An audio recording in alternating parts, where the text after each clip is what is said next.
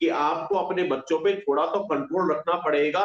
100-150 pound sharing करने के लिए पाकिस्तानी लड़कों के साथ में रूममेट्स बन जाती हैं। वो अपने पिताजी के ऑफिस से फाइल चोरी करके भेजती हुई पाई गई। ये खबरें मीडिया में नहीं आती है, ये खबरें कभी टीवी चैनल्स पे नहीं आ सकती। ये देश की खुफिया एजेंसियों से जुड़े हुए वो चीजें होती हैं जो मीडिया में या अखबारों में, टीवी पे नहीं मिलेंगी आपको। मुझे तो ये डर है कि जब इस आफताब का केस चलेगा, फिर से कहीं कोई मादरनिया ये ना बोल दे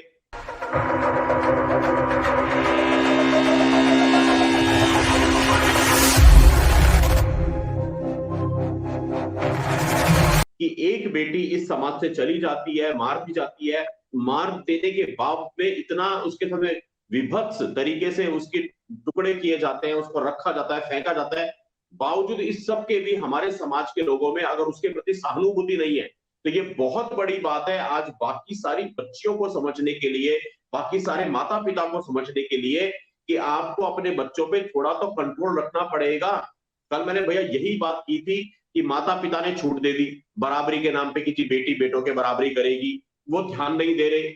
इधर बॉलीवुड का भांडो गैंग, मीडिया का लिबरांडो गैंग और फेक फेमिनिज्म का डू गैंग, जो लोग समझ रहे हैं वो सही समझा, मैंने जो बोला नहीं है।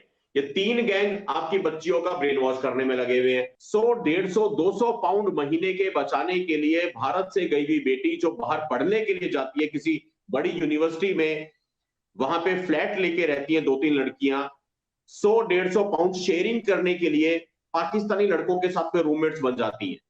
पाकिस्तानी लड़के फ्लैट में रख लेती हैं।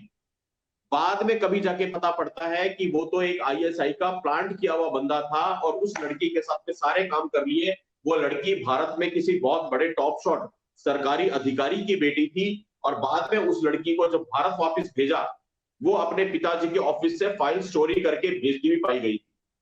ये खबरें मीडिया में नहीं आती है, ये खबरें कभी टीवी चैनल्स पे नहीं आ सकती। ये देश की खुफिया एजेंसियों से जुड़े हुए वो चीजें होती हैं जो मीडिया में या अखबारों में, टीवी पे नहीं मिलेंगी आपको।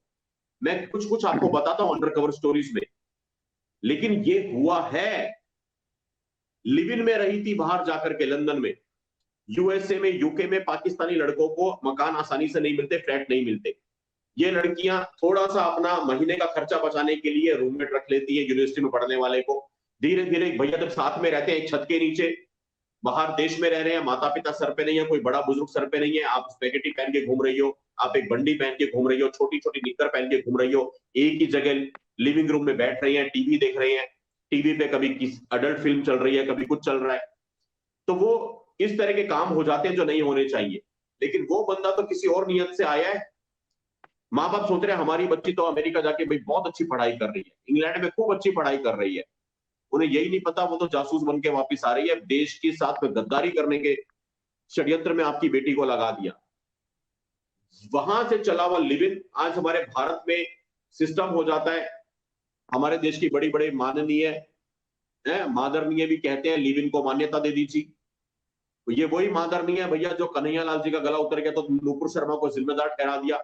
मुझे तो ये डर है कि जब इस आफताब का केस चलेगा, फिर से कहीं कोई मादरनीय ये ना बोल दे कि जी श्रद्धा का काम तमाम करने के पीछे भी नुपुर शर्मा का ही हाथ था। अब क्या करें, किस किस के ऊपर ठीकरा फोड़े, किस किस के बारे में बोले हम लोग। यहाँ पे जिम्मेदारी, मैंने कल भी कहा था, आज फिर से कहता हूँ, जिम्मेदारी है तो सिर्फ और सिर्फ परिवार की जिम्मेदारी है। आपने बेटी पैदा की, आपने बेटा पैदा किया, तो ना आपने सरकार से पूछा, ना आपने किसी मादरनीय से पूछा, ना आपने किसी हिंदू संगठन से पूछा।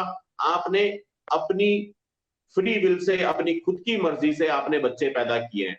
लड़का किया, लड़की की, जो भी हुआ वो भगवान की देन होती है, लेकिन उसके पालन पोषण की, उसकी सुरक्षा की जिम्मेदारी आपकी है, आपकी है, आपकी है, किसी और की नहीं है। हर माता पिता को यह बात समझनी होगी।